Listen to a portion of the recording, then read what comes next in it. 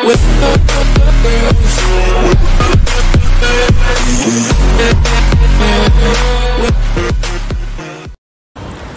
నమస్తే అండి, నేను లక్ష్మీస్ క్రియేటివ్ వరల్డ్కి స్వాగతం. నేను వెళ్ళి నారైతే తెచ్చుకున్నానండి.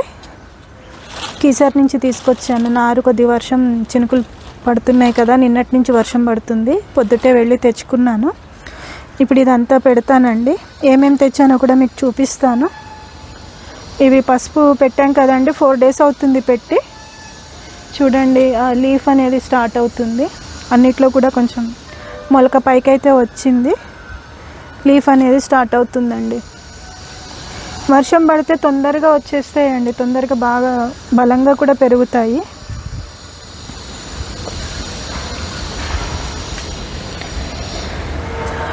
ఇవి మన దగ్గర వచ్చిన నారండి, తీసి వీటిల్లో అయితే పెట్టేశాను. వీటిలో పెట్టిన నారు చూడండి, వర్షానికి ఎంత బలంగా నిండుగా నిలబడింది చూడండి.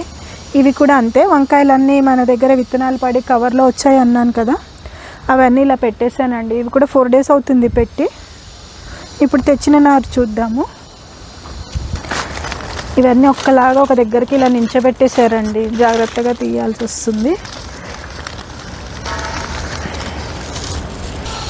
చామంతి అండి, లాస్ట్ ఇయర్ చామంతి తెచ్చుకోలేకపోయాను నేను. తర్వాత వెళ్ళి తెచ్చుకోవాలి, అసలు తెచ్చుకోలేకపోయాను. ఇవాళ ఉన్నాయి వెళ్ళినప్పుడు. 4 colors అయితే ఉన్నాయండి. ఇదొకటి, ఇందులో ఈ సొర అండి, ఇవి ఇందులో ఉంది ఒక రంగు. ఇవి 2. ఇందులో ఏంటంటే ఎల్లో, వైట్, డార్క్ మెరూన్ అండి, పర్పుల్, 4 colors అండి అవి. ఇవి బీన్స్ అండి, పచ్చిమిర్చి, బెండ. అన్ని మొక్కలు కూడా బాగున్నాయండి, కొంచెం మరీ చిన్నగా కాకుండా బాగా పెరిగి అలా బాగున్నాయి. ఇవి బీర అనుకుంటాను.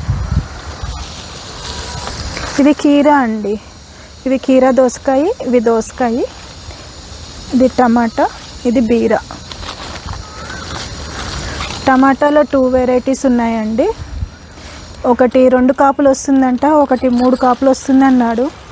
ఏమొస్తాయో, ఒకసారి వచ్చినా పర్వాలేదండి, బాగా వస్తే చాలు. ఇవి బంతి అండి, ఒకటి ఎల్లో కలర్, ఒకటి ఆరెంజ్ కలర్. నేను తెచ్చిన నారైతే ఇదండి.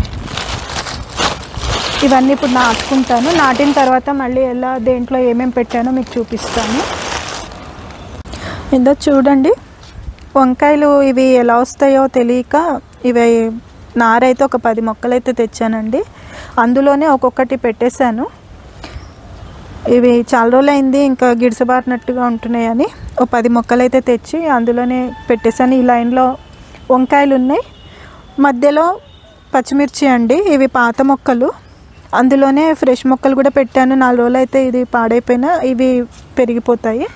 ఇటు కూడా మధ్యలో పచ్చిమిర్చి పెట్టి ఆ చివర ఈ చివర టమాటా మొక్కలు పెట్టానండి.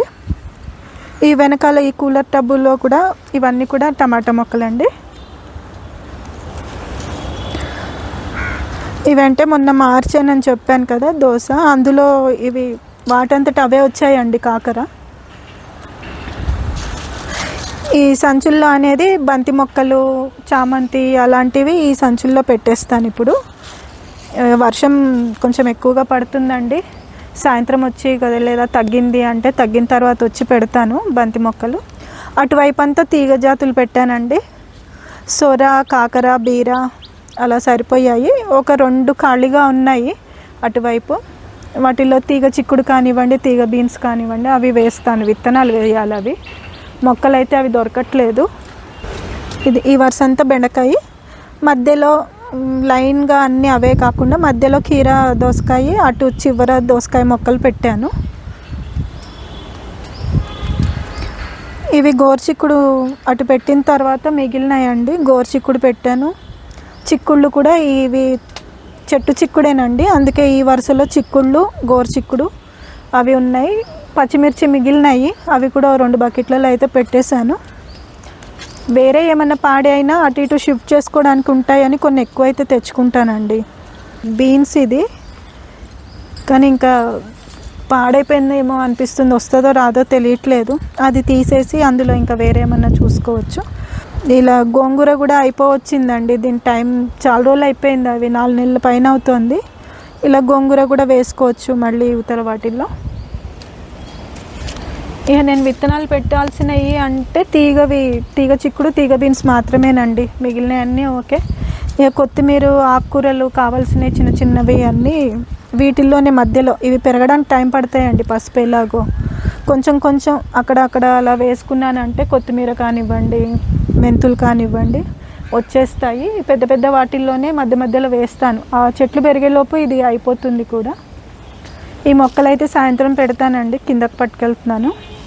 కింద కూడా కొన్ని మొక్కలు పాడైపోయాయి, అవి తీసేసి ఇవి పెడతాను. మిగిలినవి పైకి తీసుకొచ్చి పెడతాను. నెక్స్ట్ వీడియోలో మళ్ళీ కలుద్దామండి. బాయ్ అండి.